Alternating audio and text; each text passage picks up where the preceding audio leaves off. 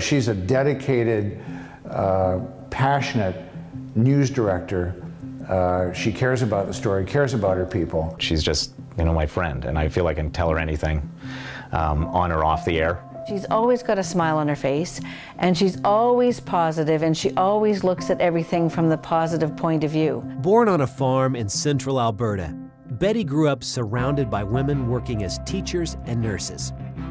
It was when a friend suggested she check out broadcasting that Betty truly found her purpose. I worked with a lot of wonderful people in my broadcast career, but I've rarely come across individuals like Betty who is so proficient at what she does. Betty moved to Calgary and attended SAIT, a big change for a girl who was yet to go to a McDonald's. It was during her internship at CKRD in Red Deer that she realized she was going to pursue her big dreams of working in radio. Betty and her now husband packed up again and moved to Vernon, BC, where they fell in love with the community.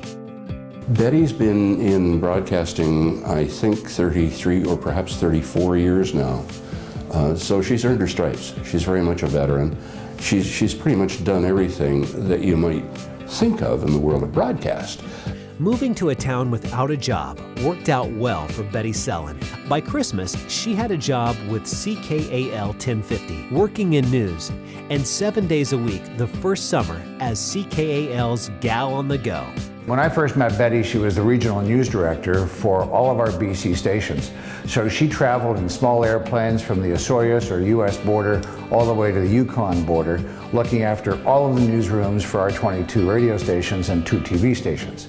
Being a woman in the newsroom was not always easy in Betty's early days. She held her own though, making her the strong, competitive, and fearless woman that has held many positions. She's had a spell where she was general manager of this radio station. I don't think she liked it all that much. She preferred the interaction on air and in news. She's had a spell in advertising sales. She's done remotes and still will from time to time and does a terrific job of it. She does news, obviously. That's her core strength, I think. And of course she co-hosts our morning show, which is ranked #1 in the market.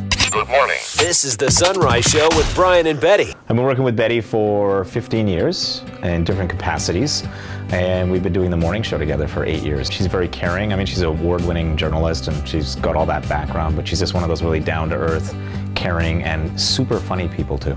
When I arrived in 2003, she was the first lady to meet me and greet me and show me around the market. And it was then that I discovered, and I learned right away, it took me all of about 30 minutes, say this lady knows everybody. She knows everything about the market. I'm gonna like working here. On August 16th, 2003, a wildfire began, forcing 27,000 people to evacuate.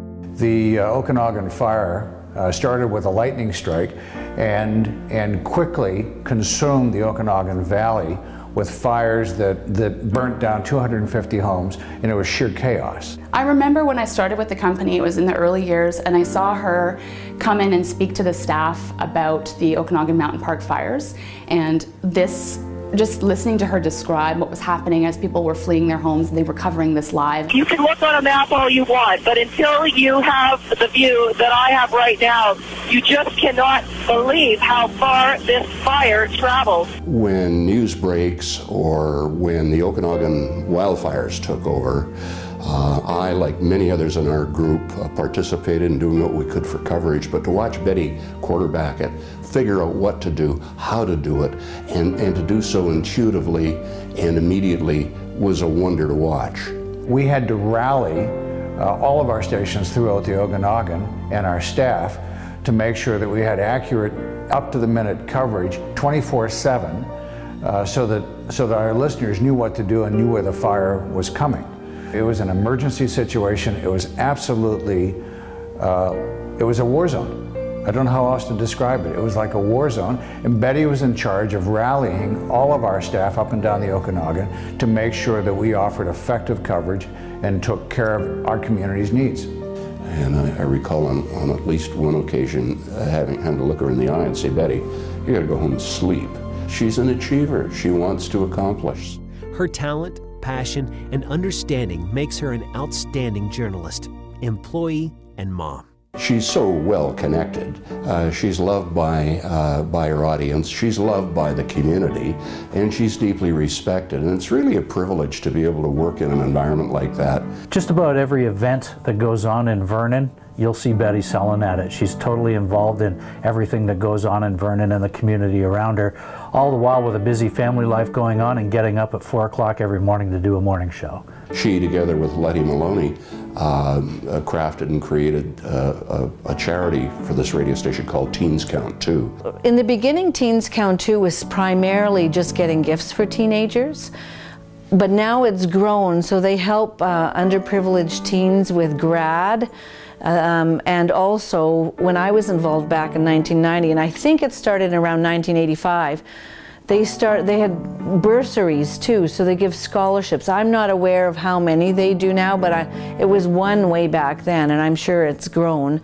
But they also help the underprivileged teens with grad, like tuxes, and with their grad dresses. Every year at Christmas we help over 400 children, over 400 teenagers with gifts, and I think it was somewhere close to 60 or 70 teens on average every graduation. Now there's a legacy from a creative lady who cares about the community who said, here's something we should do, and she did it. I think she's an absolute role model for everyone in our community, not just for broadcasters or radio announcers or people here at the radio station. She absolutely, truly cares about this community, and I think that's an inspiration for everyone. Betty's had a profound influence on our group in the way, in her understanding of journalism, small market and medium-sized market radio stations and television stations. She's had a stellar career working from the bottom up in all positions, and has been able to transfer that knowledge and that expertise onto all of our staff throughout British Columbia. Betty has a passion for this business. I've never seen that passion wane. There are people that go to work every day and say, I'm going to work. I don't think Betty ever thinks of broadcasting as work, because she loves it, and it shows. Seeing her as a woman in this industry, you know, she's a solid example of someone who, you know, has strong community involvement, a solid career that she loves, and she also has a family, which is hard to have it all, and she really does. I take a vicarious pride in knowing that, first of all, it's the first person being recognized for this award, for the Rosalie Trombley Award, beyond the East. Secondly, though, I'm thrilled that it's from a small market. I really feel like, I don't know if she would admit this, you won't, will you, Betty?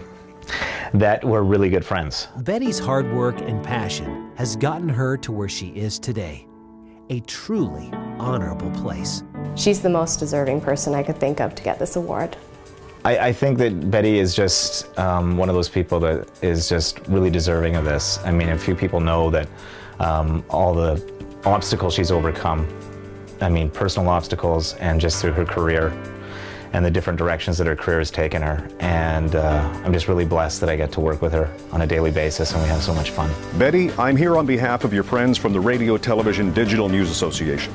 You've been a valuable member of RTDNA over the years, having served as BC Radio Director, having been involved in numerous awards that your newsroom has generated, and you've been involved in panels at RTDNA sessions, including one on disaster coverage, something you know about firsthand from the Kelowna fires. Betty, I'd like to extend my heartfelt and sincere congratulations on you being the recipient of the Rosalie Trombley Award.